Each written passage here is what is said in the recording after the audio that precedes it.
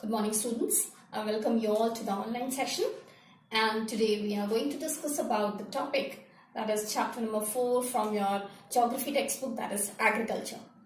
In our previous lecture, we had been discussing about a variety of non-food crops, that is crops other than grains. In that same category, today let us discuss about the topic that is called to be as your oilseeds.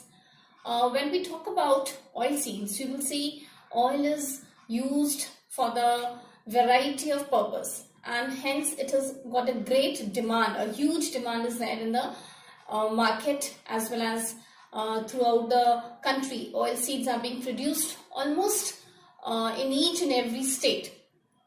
You will see oilseeds, when we talk about a number of oilseeds are being produced in our country, like we have got groundnut, we have got mustard, we have got castor, linen seeds, soya bean, sunflower, then groundnut. All these are a variety of oil seeds which are being produced in our country.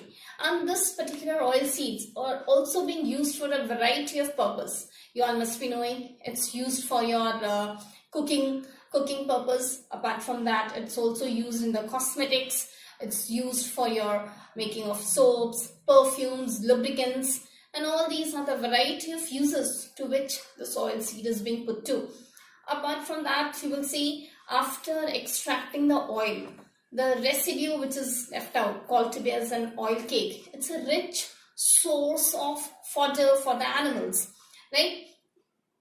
And you will also see among the variety of oil seeds which are being produced in our country, groundnut is the largest produced oil seed in our country.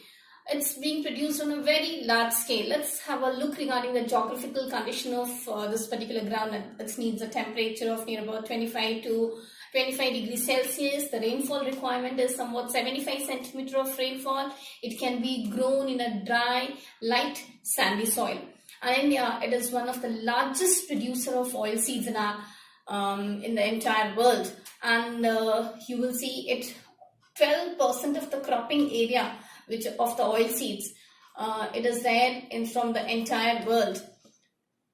Not only this, it's being you will see both in Kharif as well as in Rabi cropping season, it can be grown out.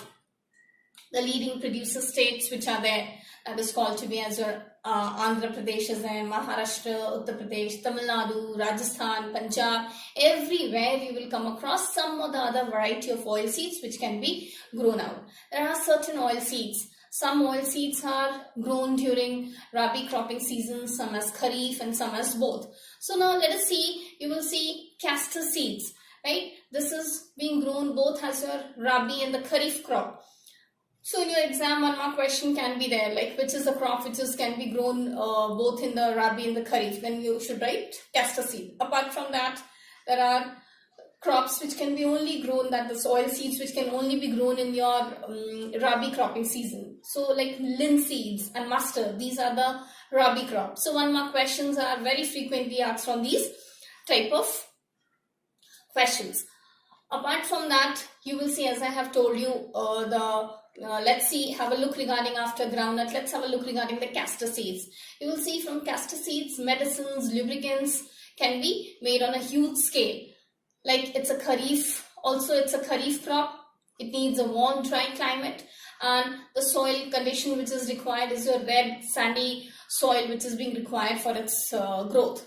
And the leading states, that is your Gujarat, Karnataka, Andhra, Rajasthan, all these are the areas where this castor seeds can be grown in a large scale. You will see, children, when I talk about oil seeds, it's basically being classified into two broad categories, that is the edible one and the non-edible oils, right? You will see the edible one which can be used for your cooking medium, and the non-edible which can be used for making other things like your medicines, lubricants, perfumes. All these can be used on a large scale. So this is all regarding your what we call to be as your oil seeds. Only thing you need to remember over here are a few of the points, like how much is the total area that is of India which is being cropped under this crop, that is your 12% of the cropped area is there. Then you need to remember some of the crops like which are being grown as your Rabi crops and which are being grown in both. So this is what is regarding your oil seeds. Apart from oilseeds, let us move on to the next category, that is called to be as your horticulture crop. When I talk about horticulture crop, what do you mean by the term horticulture? Right? You will see it's a specialized way of cultivation of fruits and vegetables is known to be as horticulture. It's derived from a Latin word, hort, means gardening, right? So you will see from there it has been derived. That is, growing of fruits and vegetables in an organized and scientific way is called to be as your horticulture crop. Horticulture, exactly. Apart from that, you must have heard about like pisciculture, that is, fishes are being grown in the sense that fishes are being reared out. Then apiculture, honeybees, relating to honeybees. Sericulture, that is your silkworm. Vermiculture, that is your compost, earthworm. So these are the different types of cultures. So you just need to remember in case if you are preparing for your NTS exams. When I talk about horticulture crop, you will see India has got a varied climatic condition. A variety of fruits and vegetables can be grown. As you will see, India has got a tropical as well as your subtropical climate, and thus it ensures that a large variety of fruits and vegetables is being grown in our country. It is one of the largest producer of fruits and vegetables next to China. Here you will see 13% of the vegetable is being produced in India, and hence it has got a worldwide demand. Not only this, you will also see when I talk about your fruits and vegetables, you will see mangoes from Maharashtra, Andhra, Telangana, Uttar Pradesh and West Bengal. It's quite famous. Then we have the other one, that is oranges from Nagpur and Cherrapunji, banana of Kerala and Mizo, lychees of UP and Bihar, then pineapples from Meghalaya, as well as grapes of Andhra. You will see Nasik. From Nasik, you will come across lots of wineries like Sula wine, it's quite famous over there. Then the areas of Telangana, all these are quite famous. Apples, pears, apricots, all these are from Jammu and Kashmir and Himachal Pradesh. It's quite famous, all these fruits and vegetables. So you will see not only fruits, many vegetables can also be grown in our country. With many new innovative skills, which is being launched in recent years, India has emerged as one of the leading vegetable producer in the world. Again, 13% of the world's vegetable is being grown in our country. Like it tops in the production of your peas and cauliflower.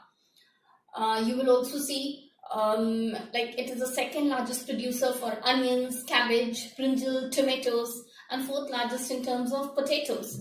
Fine. So you will come across varieties of fruits and vegetables which can be grown in our country on a very large scale. So this is all about your fruits and vegetables, that is your horticulture crop. Now let us have a look regarding another crop that is called to be as your tea. You all must be knowing tea. It's a plantation crop. Hope you could remember or recall the definition of the plantation crop. Why do we call it as a plantation crop? These are those crops which goes right from the field to the factory to the market, right? So such type of crops, basically it comes in the category of your plantation crop. So similarly, when we talk about tea, it's a common man's drink, right? Chai ke bina to hamari din shuru nahi hoti, right? So this is the reason why you will see tea is one of the most important beverage crop in our country. Apart from that, when we talk about tea, it needs, well-drained soil, especially in those hilly regions where hardly any waterlogging is there. Water easily slides down from your mountains and to the hilly areas, right? So such type of soil is being required, and then those are the areas like Darjeeling Hills. Then you will also come across the northeastern region where this particular tea and coffee it's grown in abundance. But from that, when I talk about your well-drained soil, you will see these types of soil, they are very, it's rich in humus and organic matter. It needs a temperature of near about 24 to 30 degrees Celsius. When I talk about rainfall, 150 centimeter of rainfall is being required, right? Slight showers of rain is needed. So such a type that called to be as your orographic rainfall, such type of rainfall is being required for the growth of your tea. Apart from that, you all must be knowing that this tea, it was introduced by the Britishers in our country. It grows very well in your tropical and the subtropical climatic condition. Then you will see it's a labor intensive crop. When I talk about labor intensive, you will see those tender tea leaves are there. It has to be plucked by the laborers, and these are being done manually. So lots and lots of labor is being required for plucking of the tea leaves. Apart from that, you will also see it's a capital intensive. Capital intensive in the sense that only, when the tea plantation or the tea plant has to be grown out, that period of time, it needs lots and lots of money. But once that particular capital is being invested for a pretty long period of time, you can get the harvest year after year. That is somewhat from 20 to 25 years, that particular yield can be grown. And you will see tea estates, large tea estates we have in our country. So these tea estates, it contributes to the economy on a very, very large scale. You will see there is one, contradictory situation. It was a time period when I had visited Darjeeling. There you will see large tea estates are there. There is what was the scenario that the poor people, poor laborers, they were busy plucking the leaves, and not too many laborers were there. And for each bag, they used to pluck the tea leaves, put it in the bag, and for each bag they used to just get just 30 to 40 rupees. It's somewhat 5 to 6 years down the lane, 30 to 40 rupees they used to get. And on an average, in one particular day, not more than 3 bags, that was the maximum they could, 3 to 4 bags maximum they could collect it out. So hardly they were able to earn a living of 150 per day. On the contrary, the managers, they used to have a huge estates wherein they were being connected to the stock exchange of New York, to Japan, to the various different stock market across the world. And based on that, they used to see the price fluctuation of the particular crop, and they used to sell it out. So you will see a vast contradiction was there. On one hand, these poor laborers, and on the other hand, those rich, you can say, managers were there. So this was how exactly, the tea or the tea estate is being associated with. So this was regarding your tea tree crop. Apart from that, you will also see tea is very well grown in the Caribbean islands, right? Indian laborers, if you could remember, they were being shifted to Fiji for plantation farming.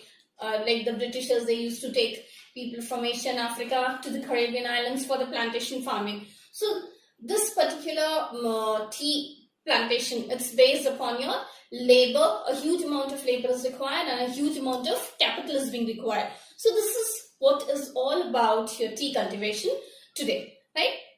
So we'll stop over here, and now let me tell you, or just let us have a brief look regarding what all topics we have discussed in the form of a slide, wherein you will see what all geographical conditions are required for the growth of your various crops. Let's have a quick look.